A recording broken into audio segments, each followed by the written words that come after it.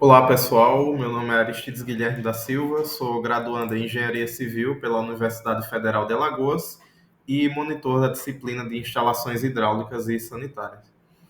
Hoje nós vamos resolver um exercício que é para dimensionar uma fossa séptica de câmara única, considerando que ela vai atender a um pequeno prédio onde moram 26 pessoas com um nível socioeconômico médio. Na primeira aula da playlist do canal, nós vimos uma introdução ao software SMAT, né? Nós vimos algumas funcionalidades e vamos realizar o dimensionamento baseado também no SMAT. Então, né, o primeiro passo, segundo a própria NBR, é a gente calcular, né, a estimativa do volume da fossa séptica. Todo esse dimensionamento, né, é feito baseado na NBR. Aí aqui ela indica, ó, a equação que nós devemos utilizar. Esse 1.000, né, é uma consideração que a NBR faz de que as fossas sépticas devem ter, no mínimo, né, um volume de 1.000 litros, mais o acréscimo de outro volume correspondente à ponderação dessas demais variáveis. Então, o que nós vamos utilizar, né, é o SMAT para criar, ó, as variáveis. Primeiro, o número de pessoas, que chamamos de NP, serão 26. Aí aqui uma particularidade, né? Na aula 1 eu comentei que o SMAT ele entende unidades de medida. Só que aí ele tem uma vantagem de que eu posso criar, né, uma unidade de medida. Pessoas não existe no sistema internacional, né? No entanto, a gente digitou e ele entendeu que era uma unidade. E assim por diante, eu posso digitar com as demais variáveis e ele vai fazer os cálculos considerando pessoas sendo uma unidade de medida, ou então qualquer outra unidade que eu resolva criar, né, em função do problema. Aí, contribuição per capita. Pela NBR, nós vamos nessa primeira tabela e verificar qual tipo de residência, né? Quer dizer, qual tipo de edificação. Nesse caso, é um prédio, né, residencial de padrão socioeconômico médio. Então, corresponde a uma contribuição de esgoto de 130 e de lodo fresco de 1. Aí aqui no SMAT apenas criamos, né, a variável, digitamos C, aí dois pontos igual e o valor, né, seguido das unidades de medida. Aí após isso, né, é de interesse conhecer qual vai ser a vazão diária, né? Qual vai ser a vazão correspondente a um volume de resíduos que a gente tem a expectativa de que essa fossa séptica atenda diariamente, né? Aí nesse caso basta fazer o produto do número de pessoas vezes a contribuição per capita. Aí correspondeu a esse valor aqui, né, de 3.380 litros por dia. Aí outras variáveis que a fórmula indica são tempo de detenção e taxa de acumulação de lodo, né? Voltando para a NBR, quanto ao período, né, de detenção de despejos aqui, nós vamos verificar. O nosso volume foi 3.380 litros, né? Ou seja, ele atende a esse intervalo, portanto, vamos selecionar 0,83 dias para o tempo de detenção. Aí, quanto à taxa de acumulação de lodo, nós vamos verificar nessa outra tabela. Uma consideração que é feita, né, é o intervalo de limpeza em anos, né? Vai ser de 1 ano, de 2 anos, de 4 anos, né? A recorrência de limpeza daquele sistema de fossa séptica. No caso deste exercício, né, o enunciado indica que a gente utiliza em 1 ano, né?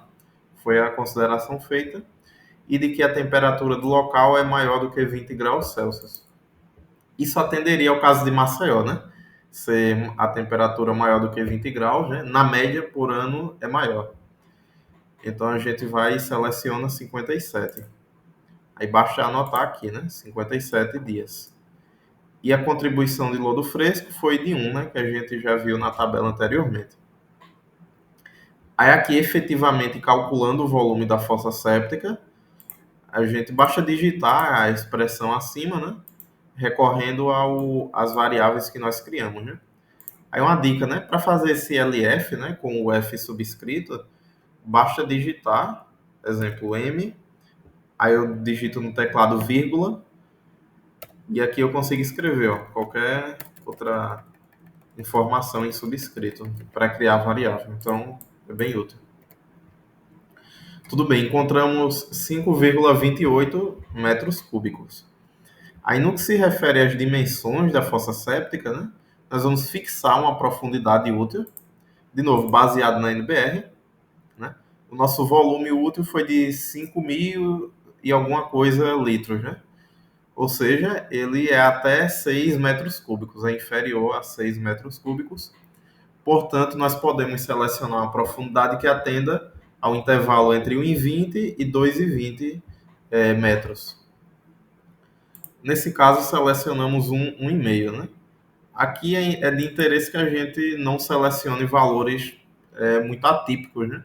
Exemplo, 1,5832. Estaria correto? Estaria. No entanto, por razões construtivas, a gente não consegue fazer com tamanha precisão, né? Então, 1,5, 1,8, enfim, valores com até uma casa decimal já é suficiente. Uma vez que conhecemos a profundidade, né, temos de conhecer a área superficial, né? Ou seja, nós temos um objeto ali, né, tridimensional, e conhecemos a profundidade e o volume. Ou seja, resta saber qual a seção transversal, né? Qual vai ser essa área. Aí, para isso, basta dividir o volume pela altura útil e encontramos 3,52 metros quadrados de seção retangular. Aí aqui nós vamos selecionar valores de comprimento e largura, né? Neste caso foi 3 e 1,2. A NBR também indica, né, que a relação entre o comprimento e a largura deve atender a esse intervalo, né? Ser maior do que 2 e menor do que 4. Aí aqui no SMAT é muito interessante porque a gente consegue criar essa condicional, né, com o if. Aí basta selecionar a expressão, aqui esse símbolo, né, é o de condicional, né, que a gente está acrescentando uma condição, vem lá da matemática, né, ele está presente aqui, é um valor booleano, temos o ou então o i. Aí tudo bem, né, verificada essa condição, aí eu criei uma variável, que aí eu vou dizer atendeu, caso realmente satisfaça essa condição, caso não, aí ele vai mostrar na tela que não atendeu e vai pedir para que o usuário mude essas dimensões, né? Exemplo, se aqui fosse 8, aqui embaixo ele iria indicar não atendeu, mude as dimensões. Aí aqui, ó, 83 também não atende, né? Eu vou digitar só 3, aí ele diz que atendeu. Aqui é só retornando, né, o valor de volume que encontramos e aqui efetivamente o volume no qual o objeto terá, né? Nesse caso, ó, perceba que nós estamos adotando dimensões, as quais farão com que o nosso objeto, a fossa séptica, tenha um volume um pouquinho maior do que aquele que estimamos. Ou seja, estamos em favor da segurança, né? O que não poderia ocorrer era que a gente selecionasse dimensões de modo que o volume total fosse menor do que o estimado anteriormente. Aí, baseado nisso, né, nós só informamos aqui quais serão as dimensões da fossa séptica. Então, outra possibilidade, né, pode ficar como exercício, é de dimensionar, só que considerando a geometria, né, de seção circular, né, no caso sendo um cilindro. Né. Também não é difícil, né, basta atender às prescrições da norma e utilizando o SMAT ou algum outro recurso de interesse. Então, na próxima aula, nós continuaremos dimensionando outros elementos.